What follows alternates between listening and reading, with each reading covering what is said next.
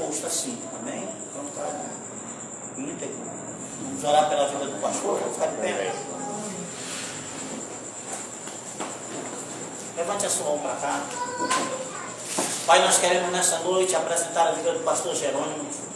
Agradecer, Senhor Deus, por mais um dia que proveu o Senhor colocá-lo nesse lugar. Mais um dia, Senhor Deus, que eu sei que o Senhor vai usá-lo, meu Pai, para ministrar uma palavra Zoe, uma palavra na direção da sua igreja. Mais um dia, Senhor Deus, que o Senhor vai soprar a unção do seu Santo Espírito, uma unção de avivamento para a igreja. Pai, em nome de Jesus, que nós possamos estarmos aqui com o ouvido, meu Pai, atento, como diz a tua palavra. Que nós possamos estar com o coração receptível e que nós possamos estar com a mente, meu Pai, alargada para o entendimento, para o conhecimento e para a sabedoria do Senhor, através do seu Filho, em nome de Jesus, a paz do Senhor. Amém. Boa noite, que a paz esteja em cada coração. Amém. Nós vamos ler logo na palavra, em Mateus, no capítulo 25. Vamos ler só um versículo. Mateus capítulo 25, no versículo 1, diz assim, ó. Vamos esperar aí. Mateus capítulo 25, né? Esse capítulo eu gostaria que depois você lesse em casa, porque aqui é uma mensagem expositiva rápida, né? E eu coloquei até uma frase aqui que ela...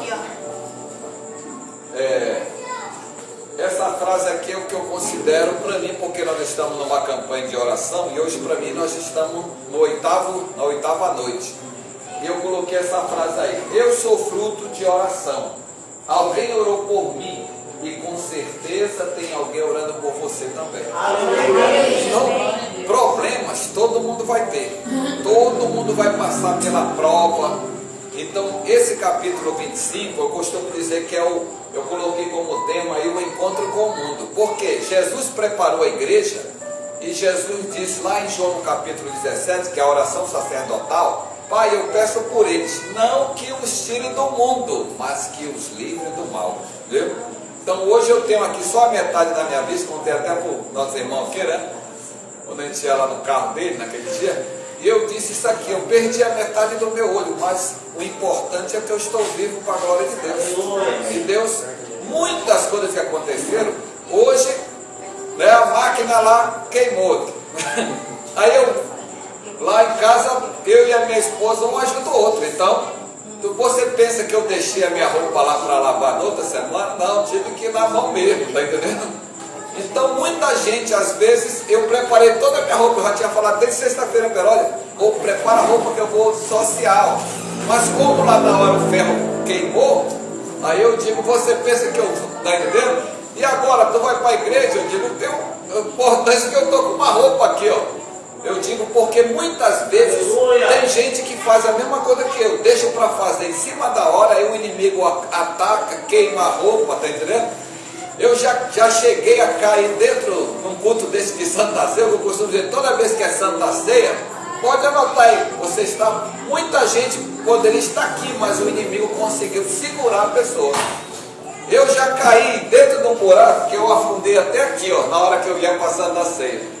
E a minha calça era dessa cor aqui, ó.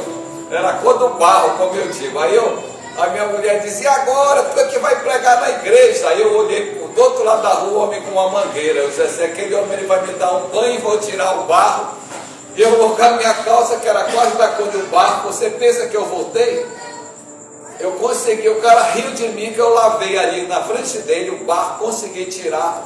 E eu disse assim: vai na frente, eu vou chegar lá, de ônibus. Então, quando a gente tem propósito com Deus, eu vou dizer bem claro aqui para você: o principal obstáculo que você vai enfrentar é o mundo, entendeu? Então abra sua mente aqui, porque eu já estou contando que eu tenho muita experiência com que a gente não pode perder a bênção. Porque as bênçãos é assim, irmão, aí sentido, né? Todo mundo, a Bíblia diz que todos passarão por tribulações. Aqui nesse capítulo 25, eu vou ler só 3 versículos para depois você ver em casa. Então o reino dos céus será semelhante a 10 virgens, que tomando as suas lâmpadas, saíram ao encontro do esposo. E 5 delas eram prudentes e 5 loucas. Na outra tradução que está aí, está escrito nécias. Vamos lá para o versículo 13. Vigiai, pois, porque não sabeis o dia nem a hora em que o Filho do Homem há de vir. Vamos para o último versículo aí, 45.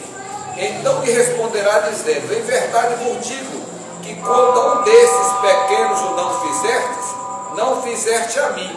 E irão estes para o tormento eterno, mas os justos para a vida eterna. A vida cristã, isso aqui é um versículo mais duro que Jesus já disse, viu? Você já viu esse versículo? Aqui Jesus está dizendo, aqui tem coluna do meio, Jesus tem. Quem está contando essa história é o Senhor Jesus. E quando a gente fala esse versículo, eu até falei, eu me lembro até o que eu preguei domingo passado, vocês se lembram? Eu falei aqui uma palavra bem dura sobre salvação, vocês se lembram? E hoje eu estou dizendo assim, porque nós estamos numa campanha chamando você para um encontro com o noivo, né? Aqui nessa mensagem aí, ó, o reino de Deus é um reino organizado. Não sei se ela conseguiu colocar os versículos aqui, né?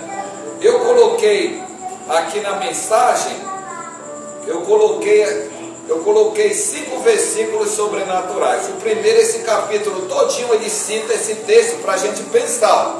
Se a gente perder, irmão, viu? Se a partir de hoje, na Santa Ceia aqui, ó, Santa Ceia, daqui a pouco vai ser feito o memorial, né? Você vai participar da Santa Ceia. Eu vou dizer aqui, o memorial da Santa Ceia vai ser partido, pastor? Aqui o memorial, eu participo desse memorial desde 1981. É um simbólico. Jesus disse que aquele que não participa da Santa Ceia, olha lá, vou dizer aqui uma advertência. Você que diz, hoje eu não vou participar da Santa Ceia. Se você não participar da Santa Ceia e você morrer daqui a pouco, você não vai para o céu. Porque a Santa Ceia é uma declaração de salvação. Aleluia. Aqui na igreja nós não estamos brincando de ser crente, viu? Porque o diabo não brinca de ser diabo, tá entendendo? A missão do diabo é roubar, matar e destruir. Mas Jesus disse: eu vim para que vocês tenham vida e vida com abundância. Por que Jesus cita 2 vidas? Porque Jesus está falando desta vida terrena e da vida após a morte, tá entendendo? A vida aqui e a vida após a morte, a vida eterna. Essa vida com abundância quer dizer vida eterna. Então nós temos que entender que essa palavra que nós estamos usando aqui na oração, que a vida vai ser uma batalha mesmo. Eu estou há mais de 40 anos numa batalha espiritual e não é fácil. E aqui o apóstolo Paulo, eu coloquei aqui 3 versículos, não sei se o irmão colocou aí. Eu coloquei um texto, eu coloquei Lucas no capítulo 22, que a primeira pessoa aí, não sei se ela colocou aí, Lucas 22, 3, tem um dos discípulos que ele achou que a vida cristã era dinheiro, que foi Judas. Satanás, né? A Bíblia diz aí, a Bíblia coloca aí, ó, o versículo, aqui, ó. Então Satanás entrou em Judas, chamado Iscariotes, um dos 12. Judas, o diabo, eu até já preguei uma vez que qualquer um dos 12 poderia ser escolhido para trás de Jesus. Mas o diabo escolheu quem? Aquela pessoa que mais pensava em dinheiro. E no versículo 4, que ele não colocou aí, não sei se dá para ver aí, está escrito que ele foi, na mesma hora que o Satanás entrou no corpo dele. Isso aí é para provar aqui para aquelas pessoas que não acreditam, viu? Que o diabo não existe. O diabo existe, os demônios existem, e se você der brecha, ele entra no teu corpo. É verdade. Viu? Ele entra na mente das pessoas. Tem muita gente aí que fala para você: olha, de noite quando eu estava dormindo de madrugada, eu senti uma força tentando possuir o meu sono, pegando no meu pé. Alguém já viu isso aí? Muitos dizem que é encosto, eu chamo de demônios, viu? Então os demônios existem. Eu preguei uma vez com uma pessoa que era de uma igreja tradicional, e a casa dele tinha uma cortina igual essa aqui.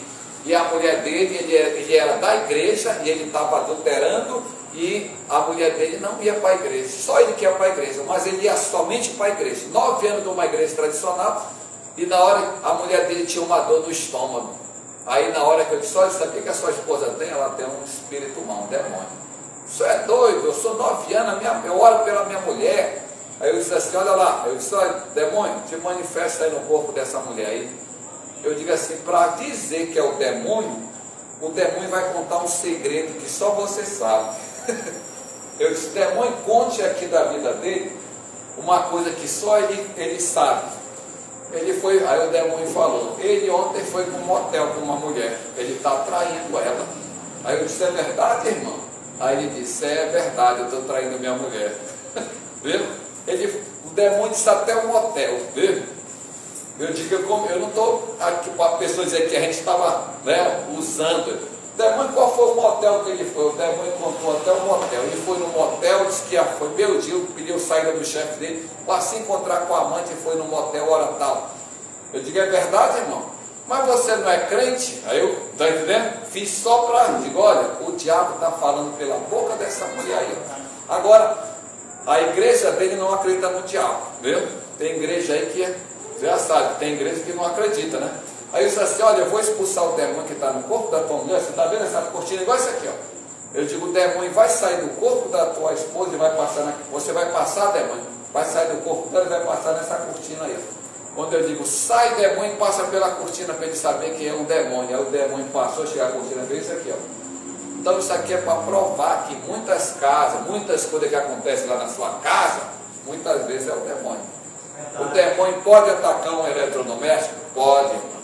O demônio pode mandar o vizinho jogar uma pedra. Já cheguei da igreja, dormindo 11 horas da noite, e o vizinho brigando com o outro, em vez de jogar a pedra na casa do vizinho do lado, acertou a minha casa, viu? Se eu não fosse crente, eu ia lá perder a cabeça, como vocês estão vendo todo dia que está acontecendo. Eu simplesmente só falei que levei a pedra e disse assim, amanhã o senhor vai pagar a minha telha, porque o senhor está bêbado, eu não vou bater boca com o senhor. Aí amanhã a gente resolve. Eu fui no outro dia que ele já estava sóbrio, o cara, chefe lá, ganhava dinheiro, mas é assim, onde o diabo está é só confusão, contenda, tudo que você vê de coisas erradas, quero dizer bem claro, é o mundo espiritual. Eu estou dizendo aqui bem claro para você. Judas, o demônio entrou no corpo dele, ele traiu Jesus, ele tinha feito todos os milagres. Judas era igual aos outros discípulos, era igual Pedro, curava, mas ele deu brecha, o demônio entrou, por isso que você vê. Ex-crentes aí que você conhece ex-crentes? Antes eles eram da igreja e hoje é o quê? Conheço um monte, está entendendo? De ex-crentes, está entendendo? Eles negaram a vida espiritual e se tornaram Judas. Aqui no texto, mais adiante, eu coloquei mais um texto. Eu coloquei aqui o livro de 1 Timóteo, no capítulo 1, versículo 20, aí, não sei se o irmão vai colocar aí. 1 Timóteo 1, 20, conta a história de dois irmãos, né? Dois irmãos que eram da igreja e simplesmente eles começaram a blasfemar. Será que vai conseguir achar aí? Em 1 Timóteo, no capítulo 1, no versículo 20, tinha o nome de dois irmãos chamados Himeneu e Alexandre. Eles começaram a blasfemar. Blasfêmia, sabe o que é? É quando a pessoa não acredita mais em Deus. Tem muitos crentes que não acreditam em Deus, você sabia disso? Quando você não aceita, eu vou orar pela pessoa e a pessoa não aceita. Eu já orei por pessoas e a pessoa disse, eu não aceito essa oração, viu? Eu orei por uma jovem que a religião dela acredita que toda doença é o karma. Não vou nem falar aqui que você já captou qual é a religião, né? Eu orei e ela disse, eu não creio, ela estava com câncer, viu? Eu fui orar. Eu acredito que Jesus cura, que Jesus Cristo faz milagre, mas tem pessoas aí que não acreditam, ela morre no outro dia. Eu conheci um homem que ele foi lá e estava quase curado, só que ele estava muito para baixo e ele disse, eu não aceito a oração. Isso aqui foi um pastor que foi comigo e ele que estava responsável. Quando ele chegou lá para ministrar a oração, a pessoa lá estava tão debilitada que a mulher tinha ido embora, ele estava vendo uma vida e ele disse assim, eu não aceito essa oração. E eu vou dizer uma coisa para vocês, falou bem assim, ó, isso era no sábado, hein? Se Deus existe, eu quero que amanhã ele me mate, que eu quero sair, não quero voltar para casa, eu quero morrer amanhã. Aí o médico estava ouvindo e disse, mas o senhor está quase pegando alta. Isso era sábado, quando foi domingo ele amanheceu morto. Você acredita que Deus tirou ele, levou, porque ele blasfemou, ele não aceitou a bênção. E a Bíblia diz que quando a pessoa não aceita a bênção, a maldição pega. Onde está escrito isso? Salmo 90, Salmo 91, que é o salmo da batalha espiritual. Não é isso que está lá? Que as setas de morte podem tocar numa pessoa. Ele aceitou a morte, está entendendo? Você quiser morrer, basta você dizer, diabo, está aqui, ó, pode me furar. O diabo vai fazer o que quiser contigo. O diabo, a nossa boca tem a bênção e tem a maldição. Está escrito no livro de Tiago, não é isso, pastor? A mesma boca, então procure usar sua boca para chamar a bênção, não chamar a maldição. Não abra uma porta para o diabo entrar, está entendendo? Seja grata. Aprenda a dar glória a Deus. Até quando você tropeçar, diga glória a Deus porque eu tropecei. Porque se você se você disser assim, ai tropecei, ai vai me dar alguma doença com essa queda, aí você vai chamar a doença. Você está abrindo porta para os demônios de atacar. Então a vida cristã é uma batalha. Aqui ele conta também em 2 Timóteo, aí ó, 2 Timóteo, no capítulo 4, no versículo 10, tinha um irmão chamado Demas. Ele era líder da igreja lá. E o apóstolo Paulo disse, Demas nos abandonou, amando o presente século. Né? Quem está anotando aí, depois eu passo aí esse esboço para vocês. 2 Timóteo, capítulo 4, versículo 20. Ele era um crente da igreja, mas de repente ele não queria mais nada com a igreja. Então, esse que você está acontecendo aí, ó. Tem muita gente que caiu da graça de Deus, está entendendo? Como Demas. A Bíblia cita esse homem aqui para ser exemplo. Que tem pessoas que abandonam. Eu conheci um homem que ele abandonou a igreja, separou da mulher dele. Quando ele se separou, os filhos dele, as 2 filhas que ele tinha, começaram a se prostituir, começaram a engravidar. Aí ele só caiu em si que quando o filho dele, o primogênito, levou um tiro bem na cara. O filho dele só não morreu porque a igreja lá orou, está entendendo? Mas o filho dele que pegou um tiro aqui, ó, bem na boca, que quebrou, bem dizer, todos os dentes. Aí eles tiveram que fugir de lá porque ele foi descobrir que o filho dele, está entendendo? Isso aí está acontecendo em geral. Eu vi até filho de pastores nessa caminhada que aqui na igreja eles eram crentes, mas lá fora usavam droga. Vem muito isso acontecer, entendeu? Filho de pastor lá no Grande Vitória, mataram ele bem na porta, terminou o culto aqui, bem aí na frente, o traficante esperou ele, deu um tiro, ele disse, ei, eu matei ele, pastor, porque ele está devendo o tráfico. O seu filho é crente aí, mas aqui ele é viciado, viu? Tem um monte de gente. Conheço muitos pastores aqui que hoje estão convertidos, que um dia já foram crentes carnais, está entendendo? E aqui nesse texto que eu vou terminar, porque o nosso tema tem que correr aqui o horário, aqui no último versículo que eu separei, em 2 Tessalonicenses, no capítulo 2, vamos ler só esse texto aí para a gente encerrar, para a gente pensar na vida espiritual. Aqui em 2 Tessalonicenses, a igreja de Tessalônica era uma igreja igual a de hoje. Ela era uma igreja muito abençoada, muito avivada, era uma igreja que os irmãos tinham vida espiritual. E a mesma coisa que está acontecendo na igreja de Tessalônica, está acontecendo na igreja atual. Quer ver? Observa aí. Vou ler só esse versículo que eu separei aqui, que é o versículo 11 e 12. Vamos ler aqui essa meditação. 2 Tessalonicenses, no capítulo 2, no versículo 11, diz assim, ó, e por isso Deus lhe enviará a operação do erro, para que creiam a mentira, para que sejam julgados todos os que não creram a verdade, antes tiveram prazer na iniquidade. Então, você conhece até pessoas que um dia já foram de Deus, mas eles de repente eles acreditam só na mentira. Tem pessoas aí que abandonaram Deus. Eu conheci um rapaz que chegou a frequentar a igreja comigo, e ele se desviou de uma tal maneira que ele foi fazer o curso para ser macumbeiro. Lembra? Fazia macumba, um estágio assim de depravação. Já pensou? Para ser macumbeiro você tem que beber sangue de galinha, viu? Olha a consagração aqui, ó. Para ser macumbeiro você tem que tomar um banho, pegar um banho de sangue de galinha, você tem que beber o sangue de uma galinha, e você vai ter que passar 24 horas deitado lá no local de consagração. Olha que situação, né? Para se batizar nas águas, muitos não querem, mas se consagrar para o diabo. Final da história, aí ele fazia macumba, começou a praticar, ia para cemitério, viu? Aí eu disse para ele aqui, aí eu encontrei ele e disse, irmão, você sabe que você está no caminho, aqui no livro de Judas, que é um livro que tem antes do Apocalipse, você vai ler depois, que lá ele diz assim, que você está caminhando no caminho de Balaão. O caminho de Balaão, porque Balaão era um profeta, mas Balaque ofereceu para ele muito dinheiro para ele amaldiçoar o povo de Israel. Aí eu disse que ele era comparado a Balaque, meu pastor, porque ele não queria mais abençoar, ele queria amaldiçoar as pessoas. Final da história, por ele estar praticando, se macumba fosse boa, não seria macumba, seria boa cumba, né? Final da história, ele ia para cemitério, que o cara tem que fazer macumba lá dentro do cemitério, tem que fazer encruzilhadas, né? Você vê ali, quem vai para o aeroporto meia-noite, você vê um monte de macumbeiro ali, já viram ali? Cemitério, você vê cara pulando cemitério. Eu vi um cara, tem um igarapé ali no João Paulo, no Nova Cidade, não sei se alguém já viu. O igarapé lá é podre de lixo, mas ali é água corrente.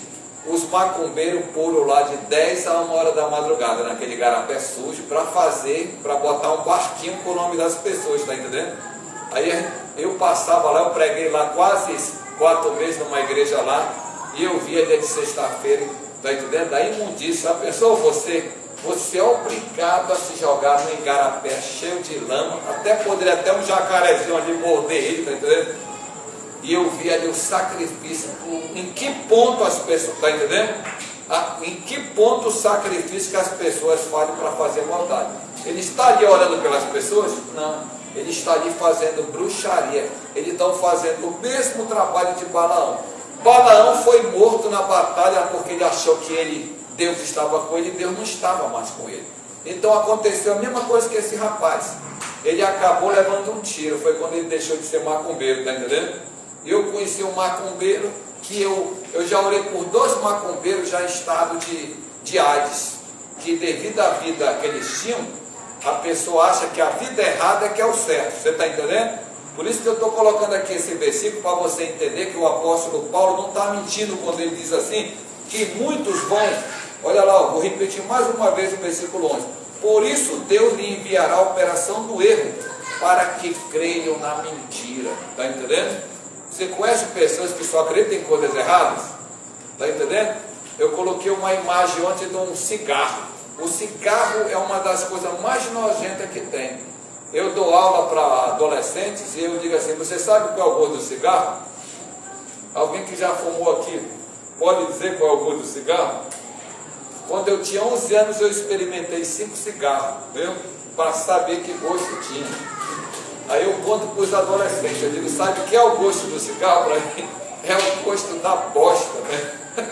Você gosta de bosta, de merda, tá entendendo? Eu digo, pois esse é o gosto. Mande alguém fumar e soprar na sua cara. Você já viu o cheiro?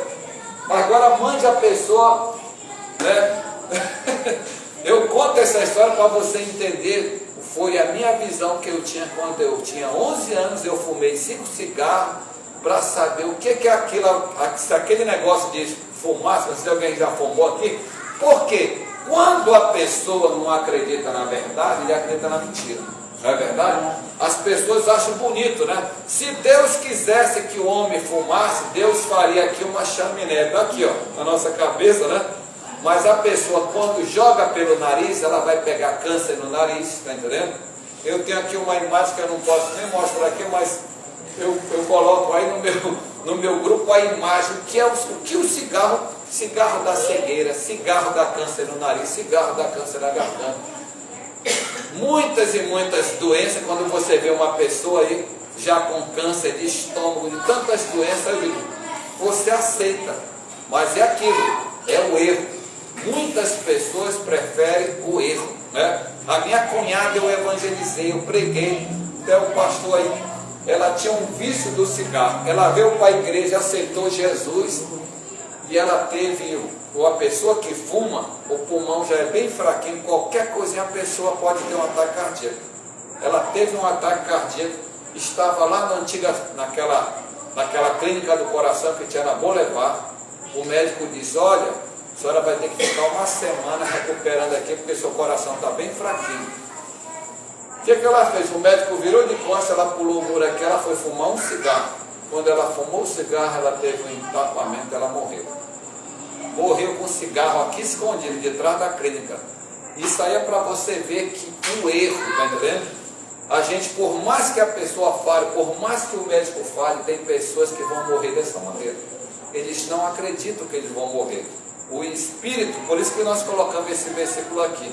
A pessoa, ela sabe, todo mundo, só uma criancinha, um garotinho desse, ele ainda não tem consciência do que é certo ou errado, não é verdade?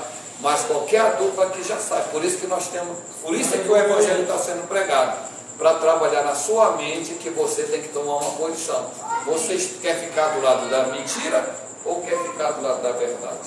Então, nessa noite vou passar a palavra ao pastor. Você vai começar a pensar. Vamos preparar agora para a Santa Ceia, amém? Vamos ficar em pé, vamos fazer a oração. Prepare o seu coração. Vamos orar agora. Coloque a mão no seu coração, nesse momento, nesse instante, e diga: Senhor Jesus, eu entrego a minha vida nas tuas mãos. Eu entrego esse meu corpo nas tuas mãos. Eu entrego a minha mente nas tuas mãos.